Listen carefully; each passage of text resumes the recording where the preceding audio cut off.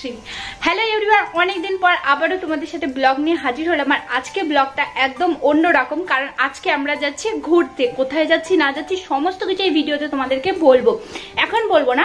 তো এখন রেডি হয়ে গেছি, আর এখানে দেখতেই পাচ্ছ টাং টোপলা গুছানো হয়ে গেছে। আরেকটা ট্রলি আছে যেটাতে এখনো বাকি, মানে দুটো ব্যাগ আর একটা হাত ব্যাগ হয়েছে আর কি। যাই হোক, তো আমরা যাবো শিলিগুড়ির ট্রেনটা ধরে, যেটা আমাদের গাজলে আছে একটা 22 সামথিং কিছু থেকে। তো রেডি টেডি হয়ে গেছি, চুলটা জাস্ট খোপা করবো। যাই হোক, রেডি হয়ে গেছি, এখন হালকা পাতলা কিছু খাবো, খেয়ে দিয়ে ট্রেনে উঠবো। তো এখনকার মতো এইটুকুই, বাই বাই। তারপরে চলে আসি খাবারের পথে। খাবারের পথে খেয়েছিলাম ভাত, ডাল, আলু ভাজা, পাঁপড় ভাজা, আর নিয়েছিলাম বেগুন পোড়া। সমস্ত জিনিস খেয়ে নিয়েছিলাম, আর সেরকমভাবে কিছু খাওয়া দাওয়া করা হয়নি, কারণ জার্নি এখন সবে স্টার্ট। তো আমরা হালকা পাতলার মধ্যে রেখেছিলাম।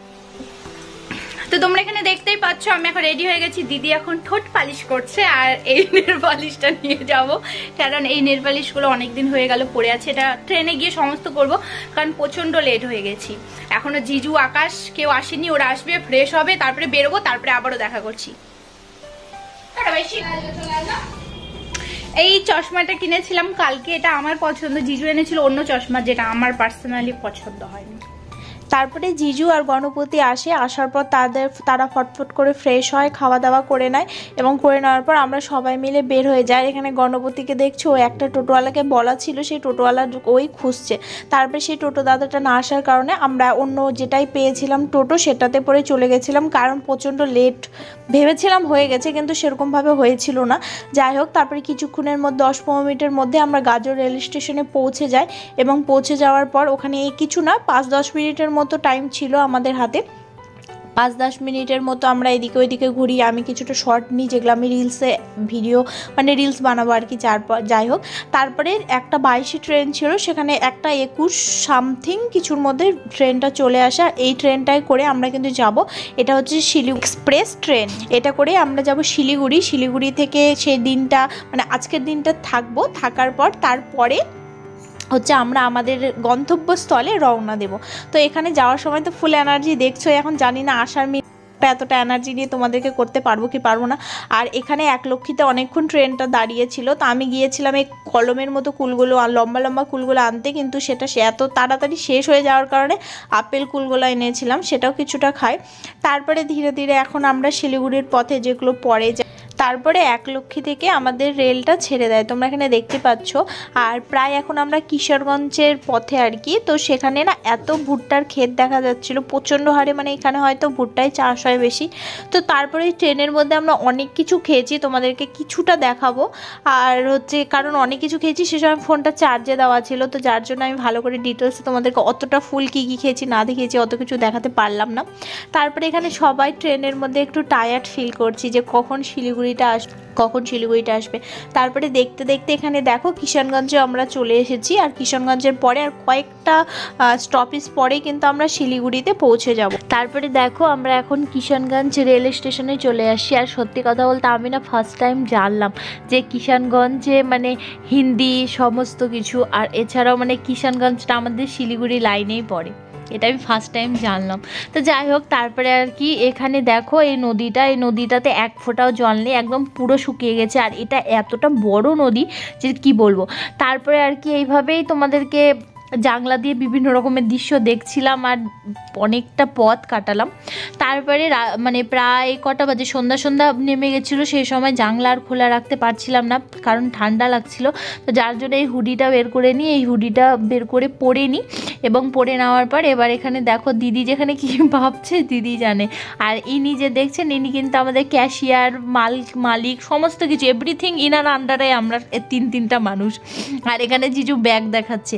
তারপরে দেখো তোমাদেরকে যে বলেছিলাম কি কি খেয়েছি, এই যে ফার্স্ট এখানে খেয়েছি ছোলা। এর আগেও আমি অনেক কিছু খেয়েছি, কিন্তু সেই সময় মোবাইলে দেখাতে পারছিলাম না। এটা ছোলাও বলতে পারো, এটা চানাও বলতে পারো। দিদি এখানে বলছে মোটামুটি, আমি দিদিকে জিজ্ঞাসা করছিলাম।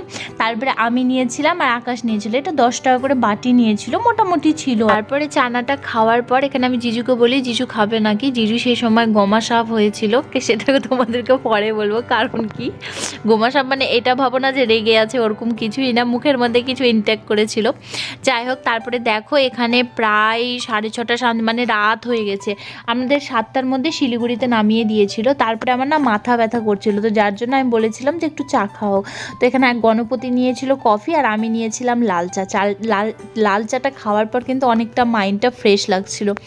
তারপরে বাগডোগরা চলে আসে, আর বাগডোগরায় আমাদের বগিতে মানে আমাদের সিটে আর কি এক জেঠিমা আর এক ভাই, 3 জনা বসেছিল। তো ওরা যায়, নামার পর আমরাও ট্রলিগুলো নামিয়ে নিই, কারণ আর কিছুক্ষণের মধ্যে আমরা নামবো। তো তারপরে ফাইনালি আমরা শিলিগুড়ির জংশনে নেমে যাই, এবং নামার পর কিছুটা যখন আমরা এক্সিট করি মানে বের হই, সেই সময় কিন্তু অনেকগুলো মানে টিটিগুলো যে হয় টিটিগুলো ছিল, তারা কিন্তু টিকিট দেখছিল।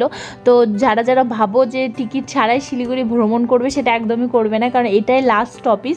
এখানে কিন্তু তোমাকে টিকিট দেখাতেই হবে, না হলে কিন্তু তোমার টাকার জরিমানা করে দেবে ওরা। তারপরে ফাইনালি চলে আসি, আর এখানে দেখো মোদিজি মানে আমাদের প্রধানমন্ত্রী যে কি সুন্দর একদম বসের মতো সাজিয়ে দিয়েছে, ভালোই লাগলো দেখতে।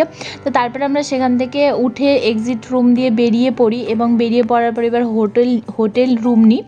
আমরা সন্ধ্যা রেসিডেন্সিতে স্টে করেছিলাম, মানে করছি আর কি। এখন প্রায় 1টার মতো সামথিং কিছু বাজে। আমি ভাবলাম যে ভিডিওটা এডিট করে মানে ভিডিওটা কমপ্লিট করে রেখে দিই, আপলোড করে রেখে দেবো, মানে আনলিস্ট করে রেখে দেবো, তারপরে আর কি করব। তো তারপরে আমরা একটু এখানে শিলিগুড়িতে কি মার্কেট হংকং মার্কেটে আসি, যেখানে আমাদের কিছু জিনিস কেনার ছিল। আর আমি তো পার্সোনালি এসেছিলাম সারপ্রাইজ দিতে, আর সারপ্রাইজ দিতে এসে আমি নিজেই সারপ্রাইজ হয়ে গেছি, মানে পাহাড় ভ্রমণে বেরিয়ে গেছি। এটা হচ্ছে হংকং মার্কেট, যেখানে বার্গেনিং করে তোমাদেরকে জিনিস নিতে হবে। আমি একটা সোয়েটার নিয়েছি, একটা জিন্স প্যান্ট নিয়েছি, যেটা আমি তোমাদেরকে যখন পরবো সে সময় দেখাবো। এখন আর দেখানোর কোনো এনার্জি নেই, কারণ ব্যাগপাতি সব গুছিয়ে নিয়েছি। আর এখানে গিয়ে সবার ফার্স্টে কুলফি খেয়েছিলাম, কারণ আমার দিদির কুলফি প্রিয়, আর কুলফিটা সত্যি খুব ভালো ছিল, 20 টাকা করে দাম নিয়েছিল। তারপরে দিদি একটা সোয়েটার কিনে, আমি একটা সোয়েটার কিনি, যেগুলো সেরকম একটা দাম না, 200, 300, 400। আর আমার একটা জিন্সের প্যান্ট নিয়েছিলাম, যেটা দামটা একটু বেশি নিয়েছে, কিন্তু আমাকে বাধ্যতামূলক কিনতেই হবে, কারণ আর কোনো অপশান ছিল না। আর আমাদের মধ্যে জিজু গিয়েছিল, যে মানে বুঝতেই পারছো ছেলে মানুষদের সাথে কোথাও গেলে যেরকম হয়, তো সেম ওরকম প্রবলেম আমাদেরও হয়েছিল। তারপরে আমরা এখানে দিদির হাতে 2টা ব্যাগ দেখছো, যে 2টা ব্যাগে সোয়েটার কিনি, আর হচ্ছে মোজা টোজা এরকম টুকিটাকি জিনিস কিনি। তারপরে রুমে আসার আগে আমরা ভাবলাম যে একবারে খাবার খেয়েই যায়। তো রাত্রে আমাদের সেরকমভাবে কিছু মানে সেরকম রিচ আমরা খেতে চেয়েছিলাম না, যার জন্য পাতলা রুটি, মানে যেরকম নর্মালি রুটি হয় সেরকম নর্মাল রুটি আর তরকা নিয়েছিলাম, আর একটা গোটা মিষ্টি। আর এখানে দেখো গণপতি একবারে একদম গপাত করে গোটা মিষ্টি ফিনিশ। তারপরে সমস্ত জিনিস খাওয়া দাওয়া করার পর আমরা এবার বেরিয়ে পড়ি সেখান থেকে। বেরিয়ে পড়ার পর আমরা এবার রুমে আসবো। তো এখানে তোমরা দেখতেই পাচ্ছ, আমরা এখানে যে ভানু ভক্তচক্র বোর্ডটা দেখছো না, এর থেকে অপোজিটে একটা সোজা গলি গেছে, মানে একটা রাস্তা গেছে ঢালাইয়ের। তো ওই রাস্তাতেই আমরা কিন্তু স্টে করেছি আজকে। ওই রেসিডেন্সিটার নাম হচ্ছে সন্ধ্যা রেসিডেন্সি। তো আমরা সেখানে আজকে আছি। এখানে সমস্ত জিনিস খুবই ভালো। তো এখানে জিজু হচ্ছে এন্ট্রি করছে আমাদের, আর তারপরে আমরা রুমে চলে আসি। আর আমাদের পেটা কিন্তু রাত্রেবেলায় করে দিতে হয়েছে, ওরকম কোনো ব্যাপার না যে করে দিতে হবে, কিন্তু আমরা কালকে বেরোয় যাবো, যার জন্য করে দিয়েছি পেটা। তো গাইস, রুমে এসে ফ্রেশ হয়ে যাওয়ার পর ড্রেস চেঞ্জ করে নেওয়ার পর এখন আজকের মতো ব্লগটা এখানেই শেষ করছি। আবার কালকের জার্নিটা তোমাদের সাথে শেয়ার করবো। তো আজকের মতো এইটুকুই, আবার দেখা হবে কালকের ব্লগে। তো ভিডিওটা ভালো লাগলে অবশ্যই ভিডিওটি লাইক এবং চ্যানেলটি সাবস্ক্রাইব করে দিও। Bye bye, take care, bye by.